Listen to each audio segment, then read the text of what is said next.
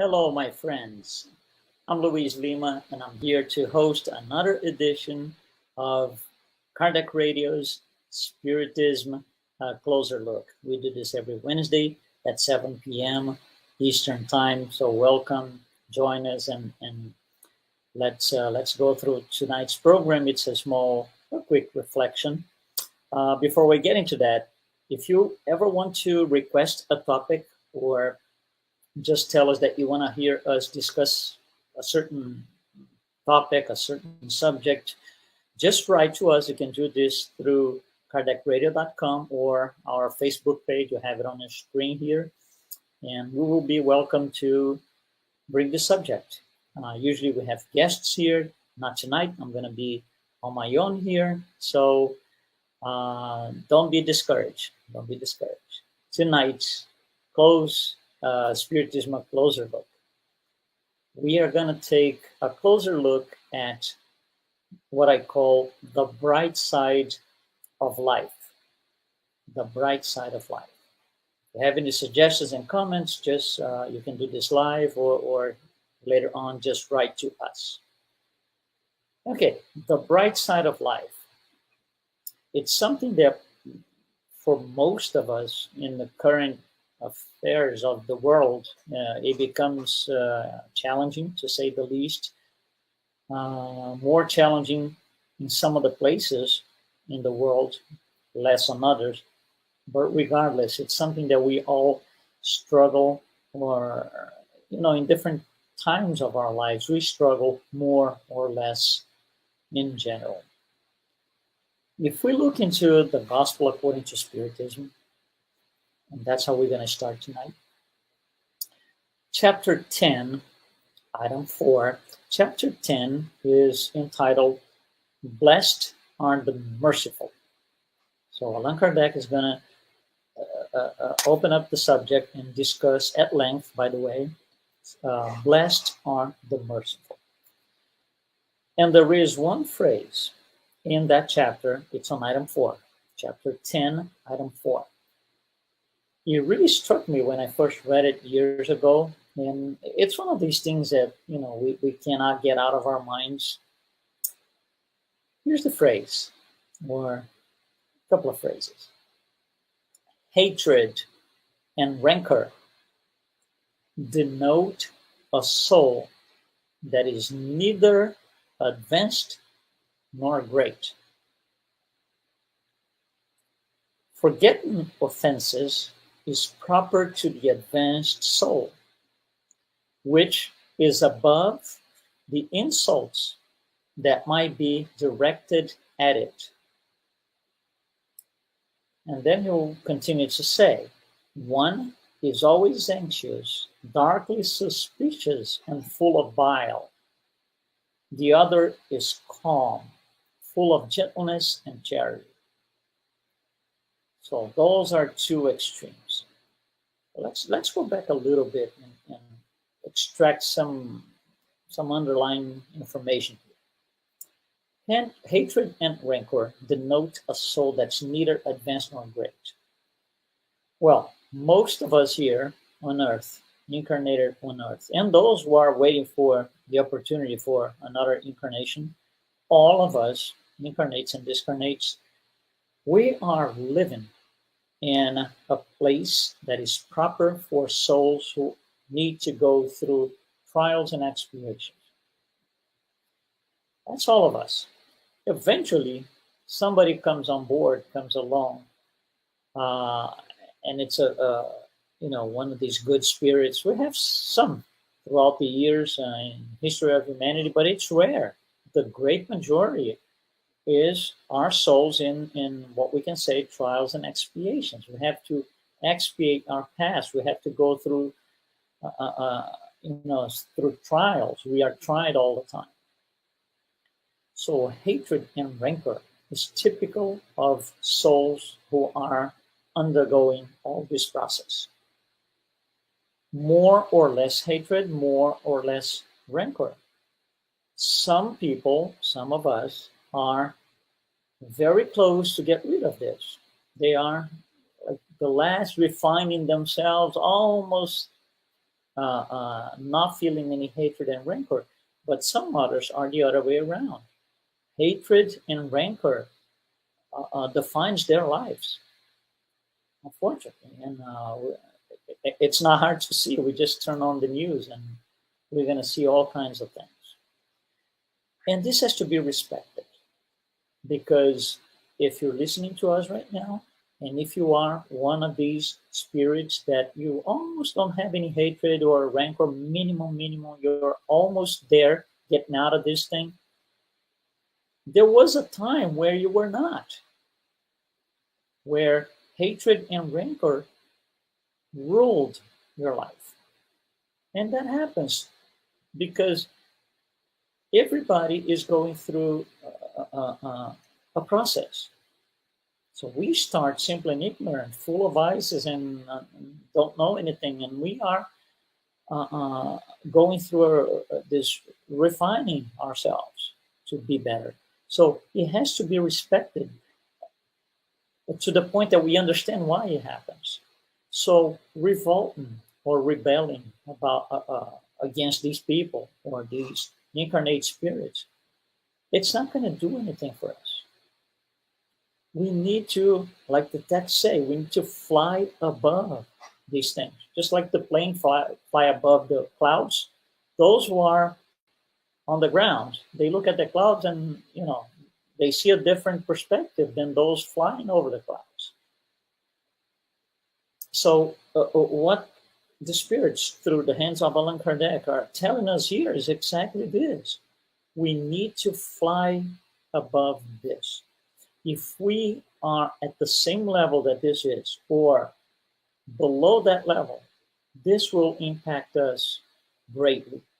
And of course, there's going to be suffering, rebellion, revolt, and whatever words we want to use. The closer we get to be merciful, the less hatred and rancor affect us. Because it's just not part of what we look at. It's not visible to us anymore. For those who are getting close to be merciful or already merciful, they don't see any of these things. When hatred and rancor take place, they don't look at it as hatred and rancor. They look at it, oh, this spirit is going through a process. He still has to go through a lot. And that's all it is. Let's, say a prayer to him, wish him the best. And God's mercy can, light his way or her way. That's all it is. There is no we can't stop our lives because of something like this. All of us, we have internal and external obstacles. All of us. The internal ones are the most problematic because the external ones, we can kind of, move around, go a different path, go a different way. But the internal ones, they are within. That's a very famous phrase, which actually is also the title of a very famous book. And it goes like this. Wherever you go, there you are. We carry the internal obstacles with us. We carry us with us wherever we go. If we are having all sorts of conflicts and problems on the place that we are now, going to another place is not going to do much. Because we are taking ourselves wherever we go, there we are going to be. So when we start to work with this, with these, trying to liberate ourselves from these things, we need to look at the bright side of things. Looking at the dark side of things is going to leave us on the dark side of things. Looking at the bright side of things is going to take us on a route to get there. It's going to lead us into a different path All of us, whatever our level of advancement is, it's just a fact. So instead of looking to the negative side, we need to look at the positive side. Jesus has, there is a passage in the gospel when Jesus says something very, very, very interesting. He says, when somebody strikes you on one cheek, just offer the other. Someone strikes you on your right cheek, offer him the other also. It needs to be understood. You see, first of all, Jesus never taught anyone how to be negative or discouraged or angry at life. Never, ever. There is no such a thing anywhere in any gospel, any translation. So if someone strikes you on the right cheek, offer him the other also. What is that exactly? If somebody brings the dark side of things, we're going to show them the bright side of things. You come in with hatred, I'm going to show you love. You come in with intolerance, I'm going to show you tolerance. And there it goes. You come in with impatience, I'm going to show you patience, and so and so and so. And that goes for all of us. So and that's the other side of things. That's the other cheek. So you hit me with hatred here, I'm going to show you love from the other side. Because that's the idea. It's not a physical thing. It's not a literal interpretation. It's a spiritual interpretation. So you bring something negative, you bring vices, and so I'm going to show you that there are other things. First of all, there's two things that happen here, right? First is Jesus does not tell you to, just react and go an eye for an eye. This is not what it says. So just stay centered and show the other side of things. But for me to show the other side of things, I need to know the other side of things. I cannot do it if I don't know. I'm not saying that I have to have 100%, knowledge on the other side. But we need to know what it is. We need to know what it means. We need to have minimum, if you will, amounts, per se, of tolerance to show that intolerance has another side.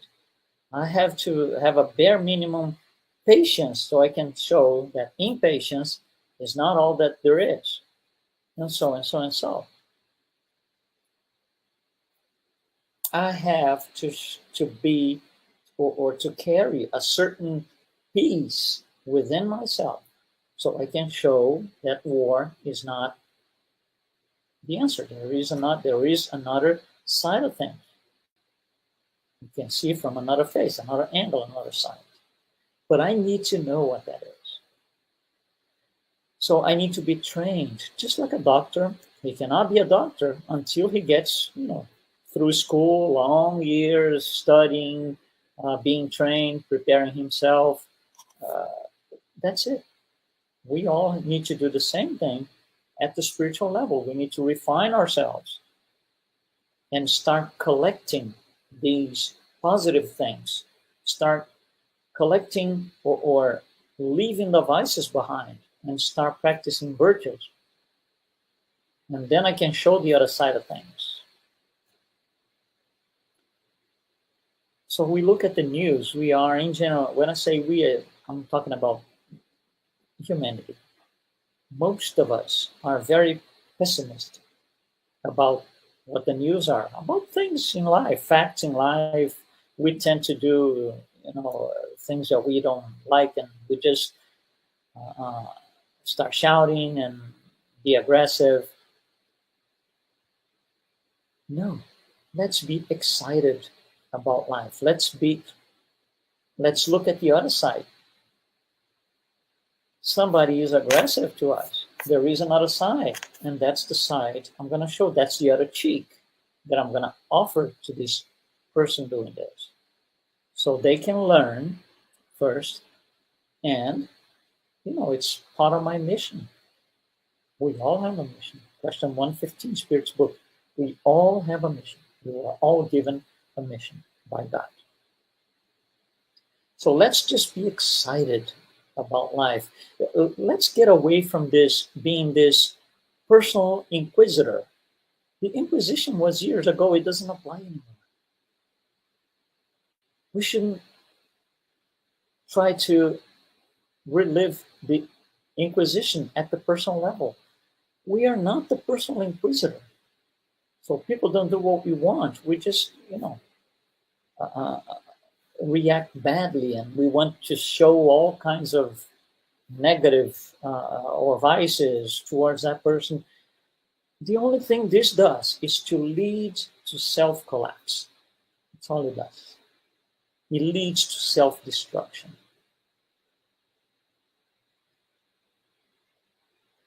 So it's no good. Technically, if you think about it, it does not make sense. Offering the other cheek or offering the other side of things makes a lot more sense. But I can only do this when I fly above.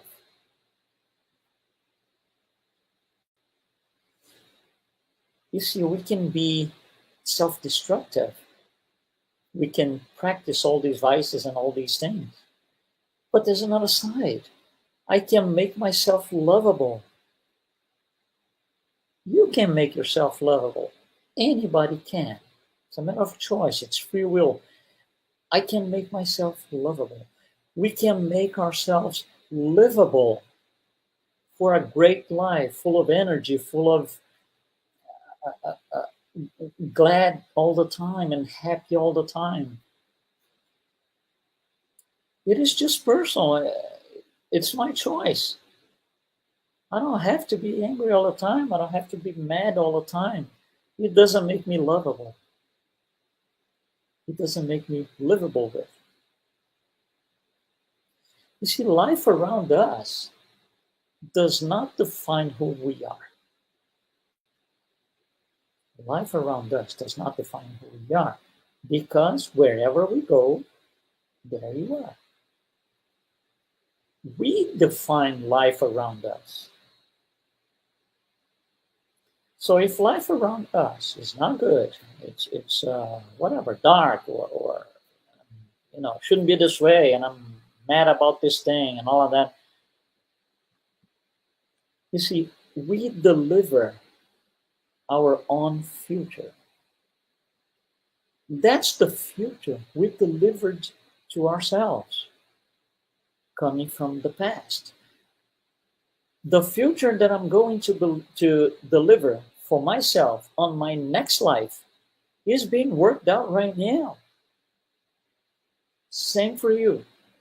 Same for everyone. So if I want a better future, if I want to deliver to myself a better future, I need to create the conditions for that to happen. And I can only do this by flying above all the negativity, all the aggressiveness, impatience, intolerance, war, all of that. That will make myself, or make me, deliver a better future for myself. And also for those around me. But mostly, I'm working for myself in a good way. It doesn't have anything to do with selfishness. It's our mission in life. Be better to help others. Again, I can't show the other side if I don't know what the other side is.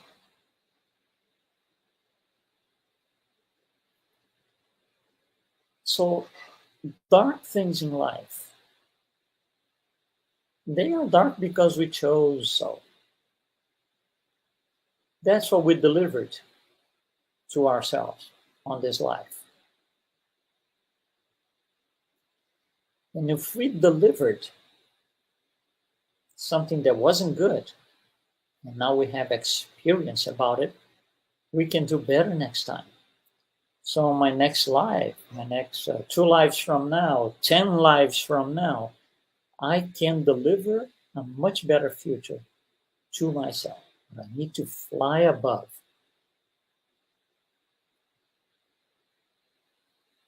We are, for example, one dark side of life in general, not necessarily us spiritists, but in general, if you ask around uh, throughout the planet, for most people, death is still a problem.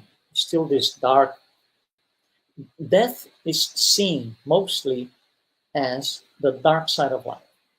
It's something bad, negative, dark side of life. So when a loved one dies, we usually don't take it well. Maybe us spiritists take it better than other people in other belief systems, but still, a lot of us struggle when we lose the loved ones and they go on with their lives on the other side of life.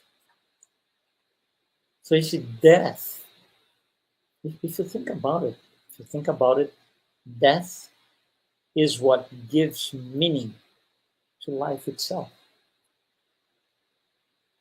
Right? If there were no such a thing as death, I'm talking about incarnate life, almost like a material way of thinking, almost. But if we had no death at all, what would be the incentive to do things better? Because I'm running against time, I got to do this now.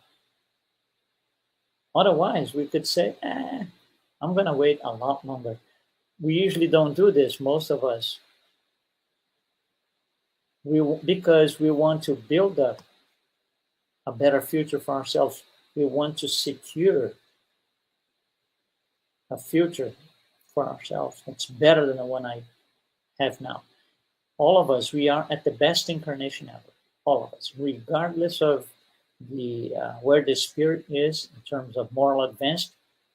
All of us, we are at our best incarnation ever. So when a loved one is gone, is there a bright side of things?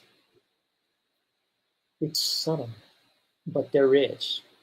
I want you to pay attention to this. We rephrase it, we repeat it. When some loved one dies or discarnates, is there a bright side of life there? Thought. When we lose a loved one, what happens after the fact? We miss that person. We miss the person is absent. Why do we miss and we think the person is absent? Because if somebody is absent and I'm feeling it, there is presence of that person somehow. So there is presence in every absence.